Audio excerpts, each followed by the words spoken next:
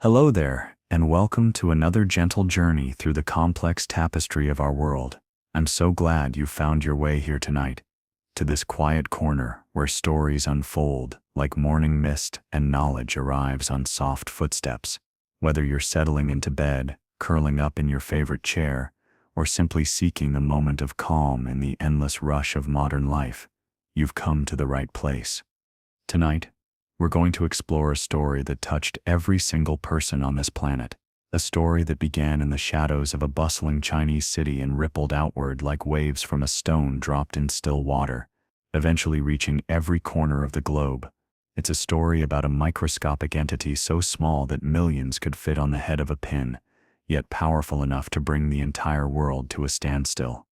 This is the story of COVID-19, but told not as a medical textbook might, nor as a news report would, but as the profound human drama it truly was, a tale of science racing against time, of communities pulling together and pulling apart, of fear and hope dancing their eternal dance across the stage of human experience.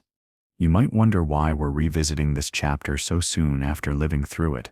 Perhaps you're tired of hearing about the pandemic, weary of the memories it stirs, but I invite you to listen with fresh ears tonight, because sometimes the stories that feel too close to examine are the ones that hold the deepest truths about who we are and who we might become. This virus, SARS-CoV-2, didn't just infect bodies, it infected systems, societies, and souls. It revealed fractures we didn't know existed and strengths we didn't know we possessed. It forced us to confront fundamental questions about community, isolation, trust, and resilience that humans have been grappling with since we first gathered around fires in the darkness. So settle in, take a slow breath, and let me take you on a journey through one of the most extraordinary periods in human history. Not the version you saw on the news, with its urgent graphics and breathless updates, but the deeper story, the one that unfolded in hospital corridors and empty city streets, in home offices and grocery store aisles, in the hearts and minds of 7 billion people all trying to make sense of something that seemed to make no sense at all. We'll walk through the science gently, exploring how a tiny strand of genetic material wrapped in protein could hijack our cells and our civilization. We'll visit the heroes and the ordinary people who became extraordinary. We'll examine the mistakes and the miracles, the breakdowns and the breakthroughs. And perhaps most importantly, we'll try to understand what this all meant, what it taught us, and what echoes of this experience will continue to shape our world long after the last mask has been tucked away in a drawer, a quiet reminder of the time when humanity held its breath together. The story begins, as so many stories do, with someone going about their ordinary day, having no idea they were about to become part of something much larger than themselves. But before we meet that person, let's take a moment to understand what they encountered, something that had been quietly evolving in the darkness, waiting for its moment to step into the light of human awareness. Are you comfortable? Have you found that perfect position where your body can rest while your mind wanders? Good, because we're about to embark on a journey through time and space, following an invisible thread that would eventually weave itself into the fabric of every human life on Earth. It's a story of science and society, of fear and hope, of separation and connection. It's the story of how a tiny virus taught a big world some very important lessons about what it means to be human. Let's begin in Wuhan, China, in the winter of 2019, where the air was crisp and the markets were bustling, and no one yet knew that everything was about to change. The emergence, the morning of December 1st, 2019, began like any other in Wuhan, a sprawling metropolis of 11 million souls nestled along the Yangtze River in central China. Street vendors were already setting up their stalls, the aroma of breakfast dumplings mixing with the exhaust from countless scooters and cars. In the hospitals scattered throughout the city, doctors and nurses were beginning their shifts, reviewing patient charts and preparing for another day of healing. Dr. Zhang Jixian, a respiratory specialist at Hubei Provincial Hospital, was examining what seemed like a routine case. An elderly man had arrived with symptoms that weren't particularly unusual for the season: fever, cough, difficulty breathing. In the depths of winter, such presentations were common. Flu season was in full swing after all, and the city's air quality wasn't kind to aging lungs. But something nagged at Dr. Zhang as she reviewed the chest X-ray. The pattern of pneumonia was unusual, different from what she typically saw with standard viral or bacterial infections. The inflammation had a particular signature, a way of spreading through the lung tissue that made her pause and look more carefully. What Dr. Zhang didn't know was that she was looking at the handiwork of something entirely new, something that would soon have a name that would become as familiar as any word in human language: SARS-CoV-2, the virus that causes COVID-19. To understand this moment, we need to zoom in far beyond what any microscope in that hospital could show us, down to the molecular level where the drama was actually unfolding. The virus itself is almost impossible to visualize in human terms. If you could somehow line up viruses side by side, you'd need about 1,000 of them to equal the width of a human hair. They're not even technically alive in the way we normally think of life. They can't reproduce on their own, can't move under their own power, can't even maintain their own structure without help. Yet this particular virus, with its elegant crown of spike proteins that would later earn it the name coronavirus. Corona, meaning crown in Latin, possessed something that made it remarkably successful at what viruses do best: finding new hosts and making copies of themselves. The virus that infected that first patient in Dr. Zhang's care had likely made its way from an animal, possibly a bat, though the exact pathway would remain a subject of intense investigation and debate. What we do know is that sometime in late 2019, this virus made the jump from animal to human, an event that happens more often than we might think, but rarely with such dramatic consequences. Picture, if you will, that moment of first contact. A microscopic entity, barely more than genetic instructions wrapped in a protein shell, encountering human cells for perhaps the first time. The virus carries on its surface the molecular equivalent of keys, spike proteins that have evolved to fit perfectly into the locks on human cells, receptors called ACE2 that exist throughout our respiratory system. The virus doesn't know it's causing harm. It has no consciousness, no intent, no malice. It simply does what evolution has programmed it to do: bind, enter, replicate. But in that simple process lies the seed of a global transformation. Back in the hospital, Dr. Zhang was seeing more patients with similar symptoms. By early December, the unusual pneumonia cases had begun to cluster, appearing not just in her hospital, but in others around the city. The patients seemed to be connected, many having visited the same area of Wuhan, a bustling market where vendors sold everything from fresh fish to exotic animals. The Hainan seafood wholesale market was a sensory overload of sights, sounds, and smells. Vendors worked in cramped stalls, handling cash and merchandise with the same hands, serving customers from dawn until well past dark. Animals from across the region were brought together in close proximity, creating what epidemiologists would later recognize as the perfect conditions for viral spillover, the moment when a pathogen jumps from one species to another. As December progressed, more doctors began to notice the unusual pneumonia. Dr. Li Wenling, an ophthalmologist at Wuhan Central Hospital, was among the first to sound a warning. On December 30th, he sent a message to his medical school classmates, alerting them to the appearance of SARS-like cases. His message was prescient, but would soon bring him unwanted attention from authorities who preferred that such concerns be handled quietly through official channels. The virus, meanwhile, was already several steps ahead of human awareness. It had found in our species an ideal host: social creatures who lived in close proximity, traveled frequently, and had built an interconnected world where someone could eat breakfast in Wuhan and dinner in London, carrying microscopic passengers along for the journey. By the time the first cases were officially acknowledged, the virus had likely already seeded itself in dozens of other cities, countries, and continents. It moved invisibly through airport terminals and train stations, through handshakes and shared meals, through the everyday interactions that make us human. The initial response was measured, cautious. Chinese authorities began investigating the unusual pneumonia cases, closing the Wuhan market on January 1, 2020, and implementing infection control measures in hospitals. But in those early days, the full scope of what they were dealing with remained hidden in the fog of uncertainty that always surrounds emerging infectious diseases.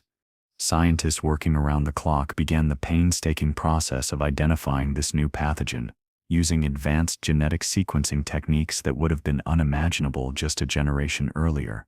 They were able to decode the virus's genetic blueprint with remarkable speed. On January 10, 2020, Chinese researchers published the complete genetic sequence of the virus, making it freely available to scientists around the world. This act of scientific openness would prove crucial in the months to come, allowing researchers everywhere to begin developing tests, treatments, and eventually vaccines, in laboratories from Boston to Berlin, from Tokyo to Tel Aviv. Scientists began studying this new threat, racing to understand its behavior, its weaknesses, and its potential impact on human health. But the virus was racing too, and it had a significant head start: the spread. Dr. Camilla Rotha was examining a patient in Munich when she realized the world had changed overnight. It was January 27, 2020, and the patient before her, a businessman who had recently returned from China, was displaying symptoms consistent with the new coronavirus.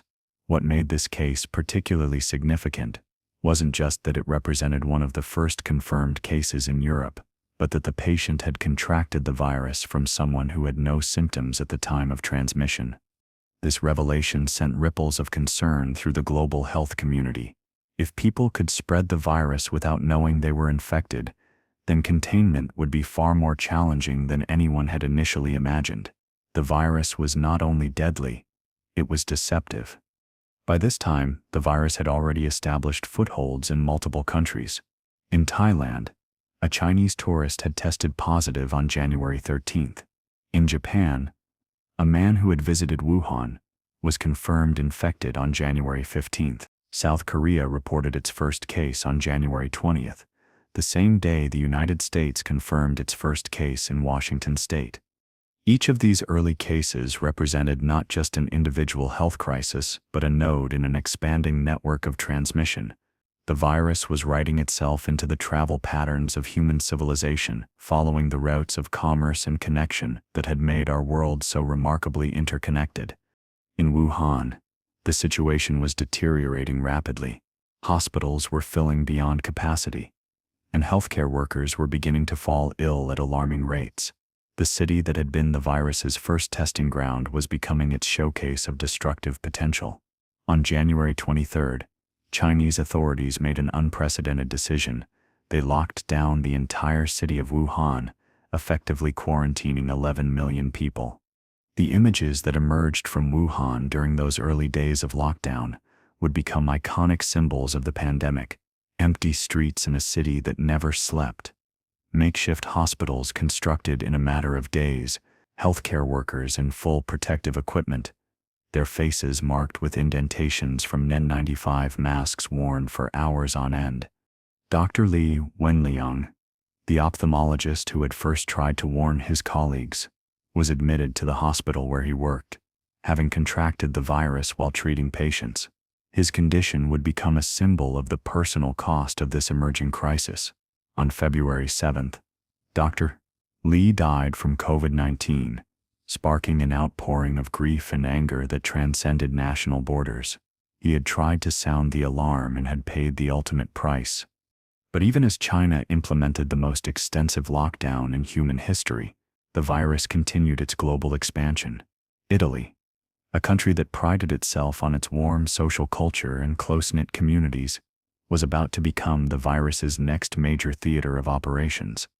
The first cases in Italy were detected in the Lombardy region in late January, but it quickly became clear that the virus had been circulating undetected for weeks. The northern Italian cities of Milan and Bergamo, centers of business and culture, found themselves at the epicenter of Europe's first major outbreak. Dr. Massimo Galli, an infectious disease specialist in Milan, watched with growing alarm as his hospital filled with COVID-19 patients. The intensity and speed of the outbreak caught everyone off guard. Italy's excellent healthcare system, renowned throughout Europe, was buckling under the pressure. What made Italy's experience particularly harrowing was the way the virus exposed the vulnerabilities of close-knit communities, the very qualities that made Italian society so vibrant: the multi-generational households, the emphasis on family gatherings, the culture of warm greetings and physical affection, became vectors for transmission. The images from Lombardy's hospitals were devastating: intensive care units filled beyond capacity, with patients on ventilators lined up in hallways, healthcare workers working impossible hours, making decisions no one should have to make about who to treat when resources were limited, military trucks carrying coffins through empty streets, as funeral homes became overwhelmed. By early March 2020, Italy was reporting thousands of new cases daily. The death toll was climbing at a rate that shocked the world. On March 9th, the Italian government made a decision that would have been unthinkable just weeks earlier. They locked down the entire country, placing 60 million people under quarantine. The rest of the world watched Italy's experience with a mixture of sympathy and unease. Could this happen elsewhere? Were other countries prepared for such a scenario? The answer, as events would soon prove, was largely no. In the United States, the initial response was marked by a dangerous combination of optimism and unpreparedness. Despite warnings from public health officials, despite the evidence accumulating from China and Italy, there remained a persistent belief that American exceptionalism would somehow shield the country from the worst effects of the pandemic. Dr. Anthony Fauci, the director of the National Institute of Allergy and Infectious Diseases, found himself in the uncomfortable position of trying to communicate scientific uncertainty to a public and political system that craved definitive answers. In press conferences and interviews, he tried to balance honesty about the virus's potential impact with the need to avoid panic. Testing, the crucial first step in any pandemic response, was plagued with problems. The CDC's initial test kits were flawed, creating delays that would prove costly. While countries like South Korea were implementing widespread testing programs, the United States found itself flying blind, unable to accurately assess the scope of community transmission. On February 26, the CDC reported the first case of community transmission in the United States, a patient in California with no known connection to travel or other confirmed cases. This was the moment when containment became impossible. The virus was now spreading freely within American communities. Dr. Helen Chu, an infectious disease researcher in Seattle, had been conducting flu surveillance studies when she made a fateful decision. Despite initial resistance from authorities, she decided to test her flu samples for the new coronavirus. What she found was sobering. The virus had been circulating in the Seattle area for weeks, possibly infecting hundreds of people. Her discovery revealed a crucial truth about this pandemic. By the time you could see it, it was already much worse than it appeared. The virus's ability to spread asymptomatically meant that every confirmed case represented an iceberg, with unknown numbers of additional infections hiding beneath the surface. As March 2020 progressed, the virus's global spread accelerated exponentially. Spain reported its first major outbreak. France saw cases climbing rapidly. The United Kingdom, initially pursuing a controversial herd immunity strategy, was forced to reverse course as hospitalizations soared. The virus was democratic in its spread, affecting rich and poor countries alike, but it was discriminatory in its impact. Older adults faced higher rates of severe illness and death. People with underlying health conditions were at increased risk, and as the pandemic progressed, it became clear that communities of color, often bearing the burden of essential work and inadequate healthcare access, were being disproportionately affected.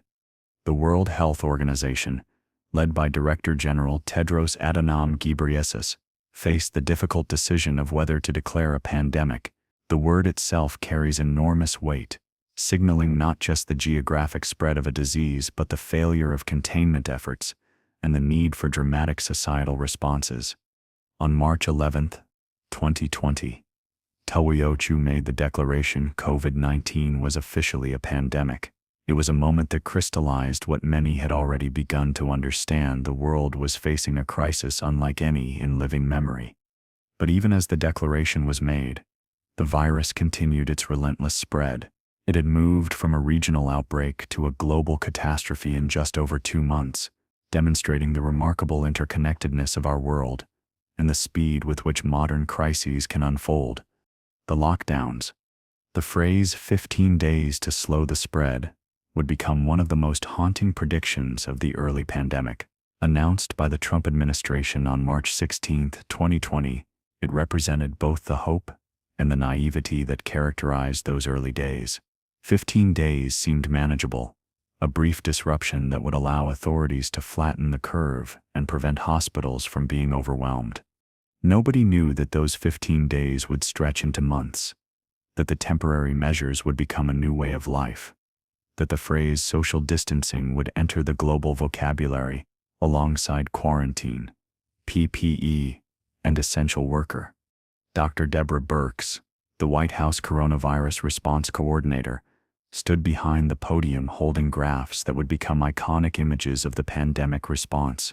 The curve showed 2 scenarios, one where the virus spread unchecked, creating a sharp peak that would overwhelm healthcare systems, and another where intervention measures could spread the same number of infections over a longer period, keeping hospitalizations within manageable levels. The concept was elegant in its simplicity and terrifying in its implications. It acknowledged that the virus couldn't be stopped, only slowed. It meant accepting that millions would become infected, but trying to control the timing to save as many lives as possible. Around the world, governments faced impossible choices. How do you ask entire populations to stop living their normal lives? How do you shut down economies that millions depend on for survival? How do you balance the immediate threat of a novel virus against the long-term consequences of societal shutdown? In New York City, the epicenter of America's first major outbreak, Mayor Bill de Blasio found himself managing a crisis that seemed to worsen by the hour. The city that never sleeps was about to enter a deep slumber. On March 17th, restaurants were ordered to close for dine-in service. 3 days later, all non-essential businesses were shuttered. The streets of Manhattan, normally rivers of humanity, became eerily empty. Dr. Craig Spencer, an emergency physician at New York Presbyterian Hospital, documented the transformation on social media. His posts from those early weeks painted a picture of a healthcare system under siege. Emergency departments filled with COVID patients, many requiring ventilators that were in increasingly short supply. Healthcare workers reusing masks that were designed to be disposable, improvising protection from whatever materials they could find. The images from New York's hospitals were apocalyptic. Refrigerated trucks served as temporary morgues outside hospitals. The familiar sounds of the city sirens, honking horns, shouting voices were replaced by an eerie quiet broken only by the constant wail of ambulances. In London, Prime Minister Boris Johnson faced his own moment of reckoning. The UK had initially pursued a different strategy, allowing the virus to spread while protecting vulnerable populations, hoping to build herd immunity naturally. But as models showed the potential death toll of such an approach, the government reversed course dramatically. On March 23rd, Johnson addressed the nation from 10 Downing Street. "From this evening, I must give the British people a very simple instruction: you must stay at home." The words carried unprecedented weight in a country that valued individual liberty above almost all else. Dr. Jenny Harries, England's Deputy Chief Medical Officer, found herself explaining concepts that had existed mainly in academic papers and pandemic preparedness documents. Social distancing, she explained, wasn't just about individual behavior. It was about fundamentally altering the patterns of human interaction that had existed for millennia. The science behind lockdowns was based on mathematical models that treated human behavior as a series of equations. Epidemiologists used terms like R0, to describe how many people each infected individual would transmit the virus to on average.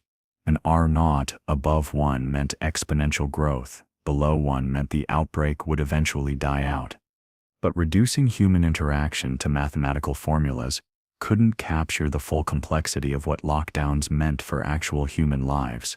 In households around the world, Families found themselves confined together in ways that tested relationships and revealed new dimensions of intimacy and stress. Parents became teachers overnight. As schools closed and distance learning became the norm, children who had never spent more than a weekend at home were suddenly confined indefinitely with their families. The rhythms of daily life, homework after school, plays with friends, trips to grandparents disappeared virtually overnight. Essential workers found themselves in a strange position, suddenly labeled as heroes while being asked to continue doing jobs that now carried unprecedented risk. Grocery store clerks, delivery drivers, nurses, and police officers became the visible face of a functioning society, while everyone else sheltered at home. Maria Santos, a nurse at a hospital in Madrid, described the surreal experience of driving through empty streets to work each day. The city that had been vibrant with life just weeks earlier was now silent except for the sound of her car and the occasional ambulance. At the hospital, she and her colleagues worked 12-hour shifts, coming home exhausted and worried about bringing the virus to their own families. The economic implications of lockdowns were immediate and devastating. Restaurants that had been bustling just days earlier stood empty, their owners facing bankruptcy. Airlines canceled thousands of flights as international travel ground to a halt. Stock markets plummeted as investors grappled with the reality of a global economy in induced hibernation. In just 2 weeks in March 2020, more than 10 million Americans filed for unemployment benefits, shattering previous records and highlighting the speed with which economic catastrophe could unfold. Small businesses, from neighborhood bakeries to independent bookstores, faced an impossible choice: close temporarily and hope to survive, or stay open and risk both financial ruin and public health. The psychological impact of lockdowns was perhaps less visible, but no less profound. Humans are social creatures, evolved to live in groups and derive meaning from interaction with others. Suddenly, touching another person outside one's immediate household became a potential act of violence. Hugging grandparents became dangerous. Dating became a public health risk. Dr. Sarah Noble, a psychiatrist in Toronto, noticed an immediate spike in anxiety and depression among her patients. The uncertainty was perhaps the most difficult aspect to manage. Nobody knew how long this would last, when normal life would resume, or what normal would even look like when it did. Video calling technology, once a novelty for long-distance relationships and international business meetings, became a lifeline for maintaining human connection. Families held birthday parties on Zoom. Friends gathered for virtual happy hours. Religious services moved online. It was a massive experiment in digital community that revealed both the possibilities and limitations of virtual interaction. The phrase "we're all in this together" became a common refrain, but the reality was more complex. Lockdowns affected different communities in dramatically different ways. Wealthy families with large homes and savings could isolate comfortably, while those in crowded apartments or with jobs that couldn't be done remotely faced impossible choices between health and economic survival. In India, Prime Minister Narendra Modi announced a nationwide lockdown with just 4 hours' notice, affecting 1.3 billion people. The decision was intended to break the chain of transmission, but it created humanitarian crises as millions of migrant workers found themselves stranded far from home with no means of transportation or income. The images from India's highways during those early days of lockdown told a story of a policy's unintended consequences. Streams of people walking hundreds of miles to return to their villages, carrying their possessions and their children, representing one of the largest movements of people in human history. As March turned to April, it became clear that 15 days had been wildly optimistic. The curve was flattening in some places, but slowly, and the social and economic costs were mounting. Governments faced a new challenge: how to maintain public support for measures that were working medically but causing immense hardship economically and psychologically. Dr. Fauci, who had become the most recognizable face of America's pandemic response, found himself explaining that lockdowns were a blunt instrument, necessary but insufficient. "We're not going to stay locked down for such a period of time that we destroy the country," he said. But the path forward remained unclear. The virus had forced humanity into a global experiment in social organization. Could billions of people simultaneously change their behavior to fight a common threat? Could modern societies function with their normal patterns of interaction suspended? The answers were still emerging, written day by day in infection rates, death tolls, and the quiet heroism of ordinary people adapting to extraordinary circumstances. The heroes and the helpers. Dr. Lorna Breen loved New York City in the spring. As the head of the emergency department at New York Presbyterian Allen Hospital, she had always found energy in the season's promise of renewal, the way the city seemed to shake off winter and embrace possibility. But the spring of 2020 was different. Instead of renewal, it brought wave after wave of desperately ill patients, an endless stream of human suffering that tested every limit she thought she had. In those early weeks of the pandemic, Dr. Breen worked shifts that stretched beyond exhaustion into a realm of pure determination. She watched colleagues fall ill, saw patients die alone because family members couldn't visit, made decisions about scarce resources that would have been unthinkable just months earlier. The woman who had dedicated her life to healing was witnessing medicine pushed to its absolute breaking point. Her story would become emblematic of a truth that emerged during the pandemic. Heroes aren't people who feel no fear. They're people who continue working despite being afraid. Healthcare workers around the world found themselves thrust into roles they never expected to play, making sacrifices they never thought they'd be asked to make. In the COVID wards of hospitals everywhere, a new rhythm of work emerged. Nurses like Jennifer Williams at a hospital in Detroit described the elaborate process of donning and doffing protective equipment that turned the simple act of entering a patient room into a carefully choreographed dance. Put on the gown, seal it at the neck and waist. The N95 mask, fitted carefully to create a seal that would protect against particles too small to see. The face shield, the gloves, the shoe covers. Each step was crucial, because the virus was an adversary that demanded perfection. A single slip in protocol, a moment of inattention, could mean infection not just for the healthcare worker, but for their family, their colleagues, their other patients.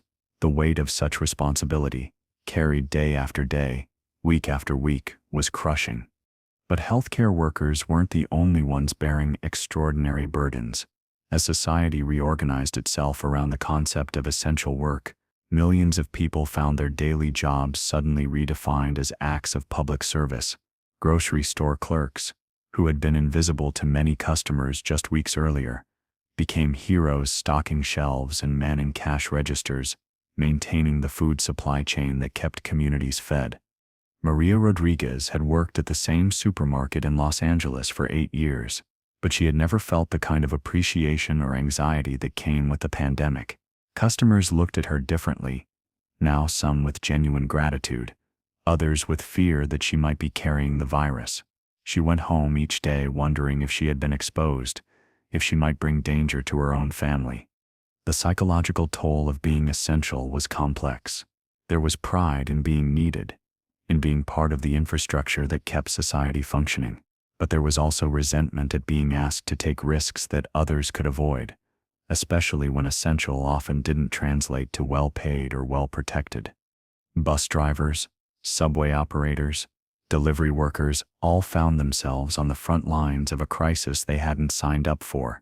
In New York City, where public transportation was a lifeline for essential workers, bus drivers died at alarming rates in the early weeks of the pandemic.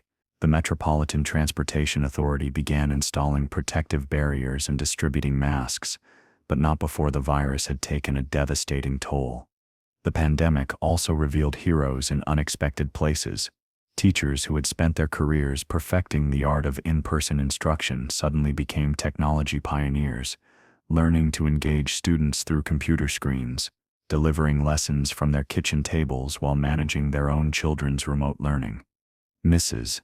Angela Thompson, a third-grade teacher in Atlanta, described the surreal experience of teaching to a gallery of small faces on her laptop screen, trying to maintain the warmth and connection that made her classroom special, even as she spoke to children she could no longer hug or console in person. She bought her own supplies for online activities, recorded lessons on weekends, and called parents whose children weren't logging in, worried about students who might be falling through the cracks. In nursing homes, where the virus spread with particularly devastating efficiency, caregivers faced impossible choices. Staff members like Jennifer Walsh at a facility in Seattle worked overtime to provide comfort to residents who couldn't understand why their families suddenly couldn't visit. They became the only human contact for people dying alone, holding hands across protective barriers, offering comfort through layers of personal protective equipment. The images of nursing home workers became some of the most poignant of the pandemic. Exhausted caregivers in full PPE, trying to maintain human connection through face shields and masks, providing dignity in death, when normal rituals of mourning had become impossible. But heroism during the pandemic wasn't limited to those whose jobs put them in harm's way. Across communities, ordinary people found extraordinary ways to help. Neighbors formed mutual aid networks to deliver groceries to vulnerable residents. People with sewing skills made masks for healthcare workers. Restaurants that had closed for dine-in service pivoted to feeding healthcare workers for free. In New York City, the ritual of clapping for healthcare workers at 7 p.m. became a daily expression of gratitude and solidarity. People emerged on balconies and fire escapes to applaud, bang pots and cheer for the medical professionals who were risking their lives. The sound echoed through empty streets, a reminder that even in isolation, communities could find ways to express appreciation and connection. The pandemic also created unexpected forms of heroism in families. Adult children became caregivers to elderly parents. They could no longer safely visit in person. Grandparents learned video calling technology to stay connected with grandchildren. Single parents juggled working from home with supervising remote learning, becoming teachers, caregivers, and income earners simultaneously. Dr. Breen's story, however, would take a tragic turn that highlighted the cost of sustained heroism. In April 2020, she contracted COVID-19 herself and took time off to recover. When she returned to work, colleagues noticed changes in her behavior, signs of the post-traumatic stress that was affecting healthcare workers worldwide. The constant exposure to death, the impossible decisions, the fear of infection had left invisible wounds. On April 26, 2020, Dr. Breen died by suicide. Her father said that the woman who had dedicated her life to helping others had been destroyed by the virus she fought. Her death sent shockwaves through the medical community and served as a stark reminder that heroism comes at a cost, that even the strongest among us have limits. Her story became a catalyst for conversations about mental health support for healthcare workers, about the need to care for those who were caring for everyone else. Hospitals began implementing wellness programs, peer support groups, and mental health resources specifically designed for staff dealing with pandemic-related trauma. But even as the pandemic exacted its toll on heroes, it continued to create new ones. Scientists working around the clock to develop treatments and vaccines, public health officials trying to communicate complex information to frightened populations, janitors and cleaners keeping facilities safe, pharmacists ensuring access to medications, all became part of a vast network of people, keeping civilization functioning under unprecedented circumstances. The pandemic revealed something profound about human nature, that in the face of crisis, many people choose to step forward rather than step back. Not everyone, and not always, but enough to keep the wheels of society turning even as everything seemed to be falling apart. It showed that heroism isn't always dramatic or recognized. Sometimes it's simply showing up to do necessary work when showing up feels dangerous. As the first wave of infections began to crest in some places, and the immediate crisis moved toward a longer, more sustainable emergency response, the definition of heroism evolved too. It became less about dramatic acts of courage and more about the quiet persistence required to maintain hope and function in a world that had been fundamentally altered. The helpers, as Mr. Rogers had called them, were everywhere. They always had been. But the pandemic made them visible in new ways, illuminated their essential role in keeping communities together when everything seemed designed to pull them apart. The science race. In a laboratory at the University of Oxford, Dr. Sarah Gilbert was working with a speed and intensity she had never experienced in her decades of vaccine research. It was January 2020, and the genetic sequence of the new coronavirus had just been published by Chinese scientists. Within days, Dr. Gilbert and her team had designed a potential vaccine. The question was whether they could develop, test, and manufacture it before the pandemic spiraled completely out of control. The traditional timeline for vaccine development is measured in years, sometimes decades. It involves careful phases of testing, first in laboratory cultures, then in animals, then in small groups of human volunteers, then in larger populations. Each phase is designed to answer specific questions about safety and efficacy.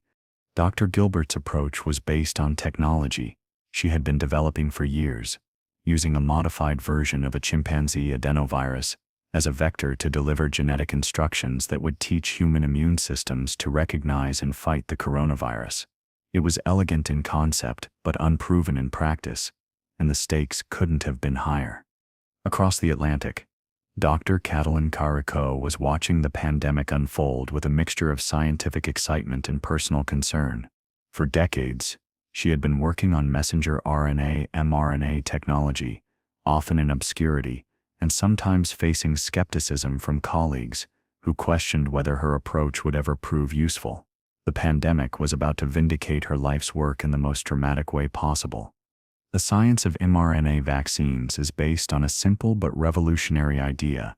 Instead of introducing a weakened or killed virus to stimulate immunity, you introduce genetic instructions that teach cells to make a piece of the virus, which then triggers an immune response. It's like giving the body a blueprint for recognizing an enemy it has never encountered. Dr. Carrico's research at the University of Pennsylvania, later continued at BioNTech, had solved crucial problems in making mRNA stable enough to work as a vaccine. When Pfizer partnered with BioNTech to develop a COVID-19 vaccine using this technology, they were building on decades of painstaking work that had finally found its moment. But the Oxford and Pfizer-BioNTech teams weren't alone in this race. Around the world, scientists were pursuing dozens of different approaches. Moderna, a company built entirely around mRNA technology, designed their vaccine in just 2 days after the viral sequence was